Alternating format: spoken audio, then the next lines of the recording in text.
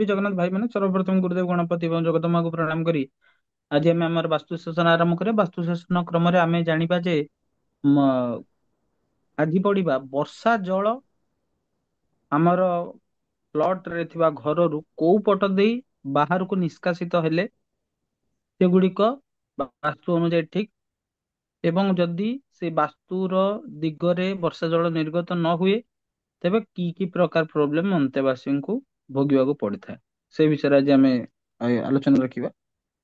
ବାସ୍ତୁ ଗୋଟେ ପ୍ୟୁରଲି ସାଇନ୍ସ। ବାସ୍ତୁ ଗୋଟେ ଇଏ ନୁହଁ ଯେ ମିଥ୍ ନୁହଁ। ଏଇଟା ଏନର୍ଜି ଆଉ ଭାଇବ୍ରେସନ କୁ ବାଲାନ୍ସ କରିବାର ଟେକ୍ନିକ।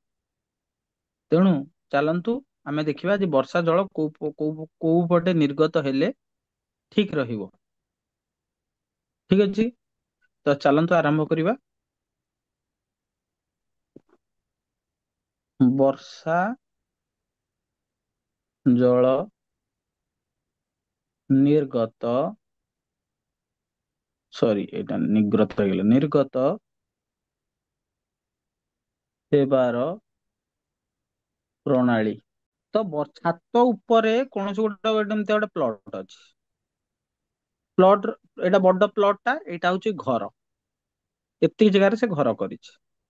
ଏଇଟା ହେଲା ନର୍ଥ, ଇଷ୍ଟ, ସାଉଥ, ୱେଷ୍ଟ। ଏଇଟା ହେଲା ନର୍ଥ ଇଷ୍ଟ ମାନେ ଈଶାନ୍ୟ କୋଣ। ଏଇଟା ହେଲା ସାଉଥ ଇଷ୍ଟ ମାନେ ଆଗ୍ନେୟ କୋଣ। ସାଉଥ ୱେଷ୍ଟ ମାନେ ନୈಋତ କୋଣ। ନର୍ଥ ୱେଷ୍ଟ ମାନେ ବାୟବ୍ୟ କୋଣ।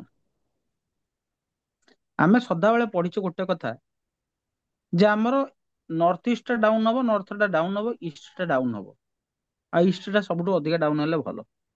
ତେଣୁ ଯେତେବେଳେ ବର୍ଷା ହୁଏ ଆମର ଯୋଉ ଛାତ ଉପରେ ପାଣି ଜମା ହେଇ ନ ରହିବା ପାଇଁ ଯୋଉ ଆମେ ପାଇପ୍ ଦେଇଥାଉ, ସବୁଠୁ ବେଷ୍ଟ ଦିଗ ହେଲା ନର୍ଥ ଇଷ୍ଟ। ଛାତ ଉପରେ ଏଇଟା ଧର ଛାତ, ଏଇଟା ଛାତ, ହେଲେ ଛାତ ଉପରୁ ନର୍ଥ ଇଷ୍ଟ ଦେଇ ଯଦି ପାଣି ବାହାରିଯାଏ ସେଇଟା ସବୁଠୁ ବହୁତ ଭଲ ବାସ୍ତୁ ଅନୁସାରେ, ସର୍ବଶ୍ରେଷ୍ଠ। ଏହା ଫଳରେ ଘରର ଅନ୍ତେବାସୀ ମାନେ ସୁଖ ଆଉ ସମୃଦ୍ଧି ଲାଭ କରିଥାନ୍ତି। ଇଷ୍ଟ ପଟେ ବି ବଢିଆ, କିଛି ଅସୁବିଧା ନାହିଁ। ଇଷ୍ଟ ପଟେ ଯଦି ହେଲା ତାହେଲେ ଲୋକମାନେ ସେଇ ଅ, ପୁରୁଷ ଲୋକମାନଙ୍କ ପାଇଁ ଏଟା ବଢିଆ। ପୁରୁଷ ଲୋକମାନେ ଯଶବାନ କ୍ଷମତାଶାଳୀ ହେଇଥାନ୍ତି। ତାହେଲେ ଆଉ ତାପରେ ଆଉ କୋଉଟା ପାଇଁ ଭଲ ନା ନର୍ଥ ଦିଗ ପାଇଁ ଭଲ। ଛାତ ଉପରୁ ପାଣିଟା, ବର୍ଷା ପାଣିଟା ଛାତ ଉପରୁ ତଳୁକୁ ଯୋଉ ନିର୍ଗତ ହବ ସେଇ ବିଷୟରେ ଆଜି ଆମେ ପଢୁଛେ। ତ ନର୍ଥ ପଟେ ହେଲେ କଣ ହବ ନା ଧନ ଯଶ ଖୁସି ଆଉ ବୃଦ୍ଧିର କାରଣ ହବ, କାରଣ ଏଟା ୱାଟର ର ଜୋନ ରେ ଯାଉଛି। ନର୍ଥ, ନର୍ଥ ଇଷ୍ଟ, ଇଷ୍ଟ ଯୋଉମାନେ ୱାଟର ଜୋନ ଜୋନ ପଢିନାହାନ୍ତି ସେମାନେ ଯାଇକି ଚେକ୍ କରିପାରିବେ। ପ୍ରିଭିୟସ ଭିଡିଓରେ ପ୍ଲେ ଲିଷ୍ଟରେ ଅଛି ବାସ୍ତୁସୂତ୍ର, ବାସ୍ତୁଶାସ୍ତ୍ରର ମୌଳିକ ସୂତ୍ର ଗୁଡାକ ସେଇଥିରେ ଦିଆଯାଇଛି, ଭଲସେ ଆପଣ ମାନେ ସେଇଟା ଚେକ୍ କରିପାରିବେ। ଏଇ ତିନିଟା ବର୍ଷା ଜଳ ନିର୍ଗତ କୋଉ କୋଉ ପଟେ ହବ ହେଇପାରିବ ନା ନର୍ଥ ପଟେ ହେଇପାରିବ, ନର୍ଥ ଇଷ୍ଟ ପଟେ ହେଇପାରିବ, ଇଷ୍ଟ ପଟେ। ଏଇ ତିନିଟା ପଟେ ହେଲେ ଶୁଭ, କାରଣ ଏଇ ତିନିଟାକୁ ୱାଟର ଜୋନରେ ଯାଉଛି। ଅନ୍ୟ ଯେତିକି ରହିଲା କୋଉଗୁଡା ନା ସାଉଥ, ୱେଷ୍ଟ ଆଉ ଆପଣଙ୍କର ସାଉଥ ଇଷ୍ଟ ଆଉ ସାଉଥ ୱେଷ୍ଟ, ନର୍ଥ ୱେଷ୍ଟ, ଇଏ ପାଞ୍ଚଟା ଡିରେକ୍ସନ ରେ ଅଶୁଭ।